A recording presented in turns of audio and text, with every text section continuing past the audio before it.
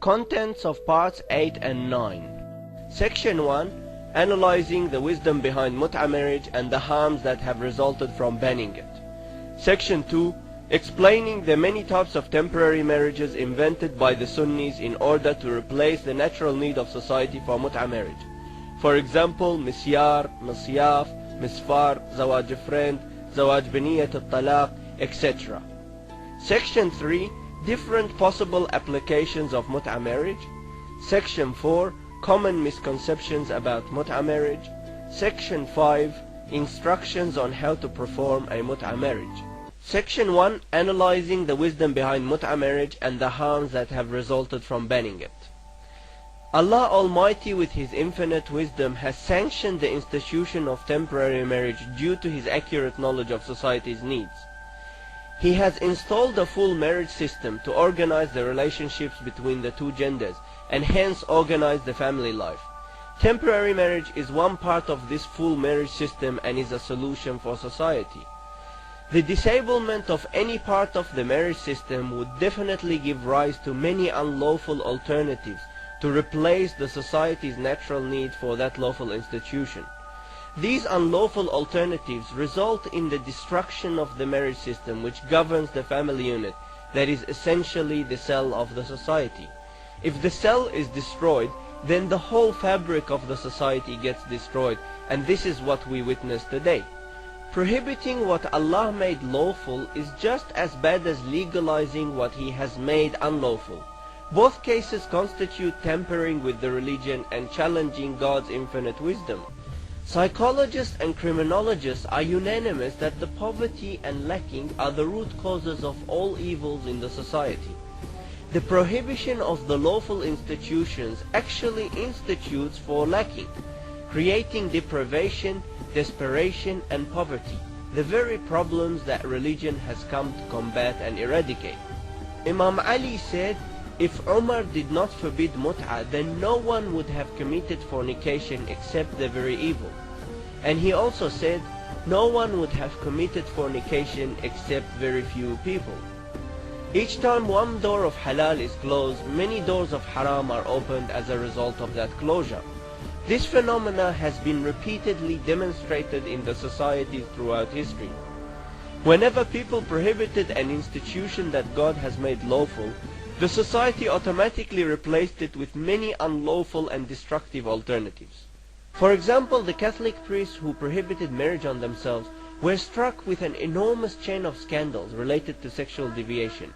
Their natural human need of marriage and sexuality was replaced with various forms of sexual deviations, including fornication, homosexuality, and child molestation, let alone the dangerous complexes that they develop as a result of the self-imposed deprivation and abstinence. Another example of this phenomena is the prohibition of the lawful polygyny, in which religion has sanctioned, encouraged, and even obliged in many different situations. The so-called monogamy system which is enforced today, even though labeled as monogamy, in reality it is anything but monogamy.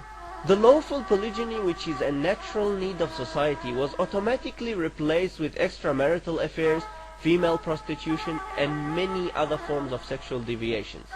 Married men constitute the majority of the customers of the global female prostitution market. Some statistics showed that 50% of married men end up committing adultery, and this is not even including those of them who intended to do so but actually failed to do it, nor does it include those of them who fell into lower forms of sexual deviations other than what could be defined as adultery.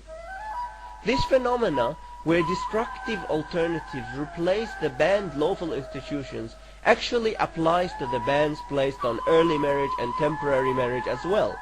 The prohibition of early and temporary marriage has resulted in alarming disasters amongst the youth and adult population. The youth reach their biological age of marriage at puberty. However, they are legally and socially denied the right to marriage for many long years after their puberty and biological readiness for marriage. In this long period, they are very likely to fall into various forms of emotional and sexual sins and develop complexes resulting from the deprivation, desperation, and prohibition that they face during that period.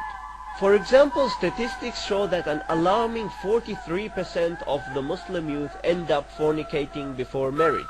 This is only one example of the many harmful consequences resulting from prohibiting the lawful institution of temporary marriage. There are dozens of other harmful consequences, some of which we will discuss later. Section 2. Sunni temporary marriages invented to replace mut'ah. The mut'ah marriage solution is totally absent from many societies, and particularly the Sunni societies who have prohibited this type of marriage. Their prohibition of it resulted in the invention of numerous types of temporary marriages to replace the society's natural need for it.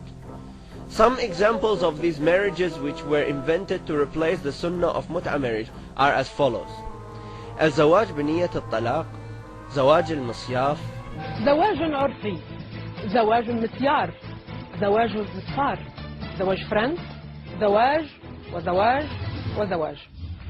إذا كانت الحاجة أم الاختراع في العلم، فما الذي أدى إلى طرح كل هذه الصيغ من الزواج في الواقع؟ Not only that most of these invented marriages have no reference whatsoever in the Quran or the Sunnah, but many of them include transgression within their terms and conditions. We will go through these marriages and highlight the problematic elements involved in each of them, if any exists. The first one is zawaj biniyat al-talaq, which means marriage with the intention of divorce. This is a permanent marriage which is made temporary by using divorce to terminate the contract after a specified period of time. However, the intention of divorce must be kept hidden from the wife. This marriage was allowed by Abdul Aziz bin Baz, the former Grand Mufti of Saudi Arabia and the global Salafi movement. Here is the fatwa on his official website. The question was asked: I'm a Syrian citizen who is working in Saudi Arabia and Riyadh, and I want to do marriage with the intention of divorce. What is the Islamic rule for this? I want to divorce when I finish the work and then travel. The answer: there is a difference on this issue, but the majority say that it is permissible, because the intention is only in his heart, and there is no condition made with the wife or her family, so it would not be regarded as mut'ah. This is a legitimate marriage according to the majority of the scholars, and the fact that he intends to divorce in the future does not affect the legitimacy of the marriage. Divorce is allowed for him when he needs it, as long as he doesn't make it into a condition. If he makes a condition with the wife that he will divorce her after a specified period of time, then this would become the haram mut'ah. As long as the intention of divorce is only between himself and God, and there is no announcement of this condition, then this is right according to the majority of the scholars. This fatwa is also documented in Ibn Baz's book Masail al-Imam Ibn Baz, Dar ibn Hazm, the first group, page 185, questions 530 and 531. In question 531, they specifically ask him, doesn't marriage with the intention of divorce constitute cheating the woman? He answers, no. The second one is Misyar marriage, which means occasional visit marriage. It is derived from the word sayyara, which means to visit someone occasionally. In this marriage, usually a marital condition is made on the wife to give up her right to the compulsory sustenance by the husband, i.e. to forego her right to the compulsory nafaqah. Also, in the cases of polygyny, conditions are made on the wife to give up her right to the equal share of time and or other provisions. These marriages are usually done in secrecy and are of a temporary nature, as they get terminated by divorce after a specified period of time. Misyar is rampant in the Gulf countries and especially in Saudi Arabia, and there are many active matchmaker websites dedicated specifically to this type of marriage. One example of this is Misyar Online, as you can see here. It has thousands of active members as well as 170 different matchmakers and offices all over the countries of Saudi, Emirat, Qatar, Kuwait, Egypt, Turkey and Morocco. Another website is Misyar Online with a slightly different spelling. It shows 2.4 million people have visited the website, as you can see here. Another one is golfmisyar.com, as you can see here. This website says in one of its rules that it is dedicated for people from the Gulf only and that it is for Sunnis only, as you can see here. The third one is Zawaj friend marriage. Sheikh Abdul Majid al-Zandani, the head of the Assembly of the Islah Party in Yemen and the head of the Islamic Studies University, has called for the introduction of a new form of marriage with the name Zawaj friend to replace the girlfriend system in the West, which allows friendship and sexual intercourse. This marriage is mainly practiced by students and youth living in the West. Like Misyar, it can include secrecy and the condition to forgive the rights of sustenance. The fourth one is Misfar marriage, which means the traveler's marriage, and is derived from the word safar, which means to travel. This is very similar to Misyar marriage in its conditions, but is more specific to the travelers. The fifth one is Musyaf marriage, which means summer marriage. It is derived from the word saif, which literally means summer. This marriage is a traveler's marriage conducted in the summer holidays, and it terminates at the end of the summer holiday by using divorce. This type of marriage is rampant in the Gulf. It is practiced by Arabian Gulf tourists when they visit other countries, like Yemen for example. This type of marriage also includes secrecy and conditions to forgive the compulsory rights of sustenance and equality, as it would be hard for a traveler to fulfill these requirements. The sixth one is Urfi marriage, which is a religious marriage without the state documentation or the announcement to the public. This marriage is more common in Egypt, Jordan and the Sham, and the reason for its appearance is the poverty and unemployment. People can no longer afford the big wedding ceremonies and the setting up of new houses. Therefore, they resort to a low-profile marriage that doesn't involve all these complications. This marriage can also include the unlawful marital conditions to give up the rights of sustenance and equality. Otherwise, it would be lawful and has no problem, because secrecy in marriage is permissible in itself, as long as there is no breach of any Islamic laws resulting from that secrecy. The problems with these invented marriages. Many of these invented marriages actually involve haram components in their terms and conditions. They include components which are conflicting with the essence of the Islamic jurisprudence. For example, in the Zawaj biniyat al-talaq, the husband is required to conceal his intention to divorce the wife after a specified period of time. This constitutes leading on, which is essentially dishonesty and deception, and is absolutely forbidden by the school of Ahlul Bayt. In contrast to this, with mut'ah marriage, there is transparency and mutual agreement about the period of time, and no deception involved and no leading on. Also, in the case of mut'ah, the separation does not need to involve divorce, which is highly discouraged in Islam. This is because mut'ah simply ends with the expiry of the designated period, without having to terminate a permanent contract by divorce. Another example of haram conditions that could arise in the cases of Misyar, Misfar, Musyaf, and even at times in the Urfi marriage is when the husband makes a marital condition on the wife to give up her right to the compulsory nafaqah or her right to the equal share of time in the cases of polygyny. These marital conditions are rejected by the school of Ahlul Bayt and deemed invalid because the permanent wife's right to sustenance and equality is compulsory, and marital conditions cannot disable what is compulsory.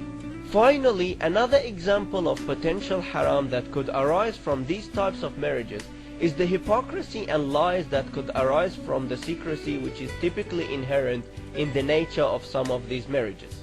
Secrecy is allowed in itself because the announcement of marriage is only mustahab and not obligatory. However, the secrecy situation in most cases can lead to lies and hypocrisy, which are absolutely forbidden according to the school of Ahlul Bayt. Section 3. Possible applications of mut'ah marriage. Temporary marriage is not there to replace the important role of permanent marriage. It is not always an ambition, but rather a solution for many cases where permanent marriage is not possible or feasible. The ambition is always to have permanent stability and never end any relationship. But real life dictates many less than ideal situations in which Allah has sanctioned solutions for them. Another important issue is that temporary marriage, just like permanent marriage, is not there to be used for excess or sampling around, because that would then constitute israf or wastage, which is forbidden in Islam. For example, even though it is permissible, it is undesirable to consummate a mut'ah marriage if it is conducted with a virgin girl, specifically if the couple have no intentions of permanency and no intention to convert that marriage into a permanent one. Mut'ah is a solution for many situations where permanent marriage is made difficult by different factors in life. We will go through some examples of the possible applications of mut'ah marriage.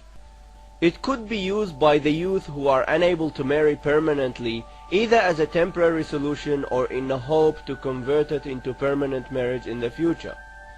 It could be used as a solution to shield oneself against sin in situations where a man, for whatever reason, is unable to find a suitable permanent wife. He can contract temporary marriages with divorcees or widows who do not want permanent marriage. He can also marry in mut'ah any female who would otherwise fornicate in order to save her from fornication. It could be used by those unable to afford the costs of running a whole new household and or the nafaqah of the wife until they can afford to convert their marriage into a permanent one. It could be used for missionary purposes to invite women to religion, as it would allow you to be in contact with them and freely have dialogue with them without the fear of potential sin. It could be used as an alternative for the typical marriage engagements which usually take place without any marital contracts. In the case of having a temporary contract, the couple can get to know each other without the fear of falling into sin, which is often the case in the conventional engagements.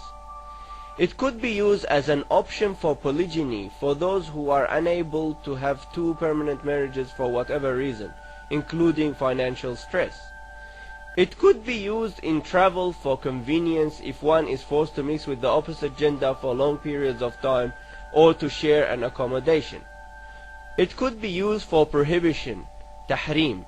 A short-term marriage can be conducted without having any physical contact for the mere purpose of making the parent of the spouse into a mahram.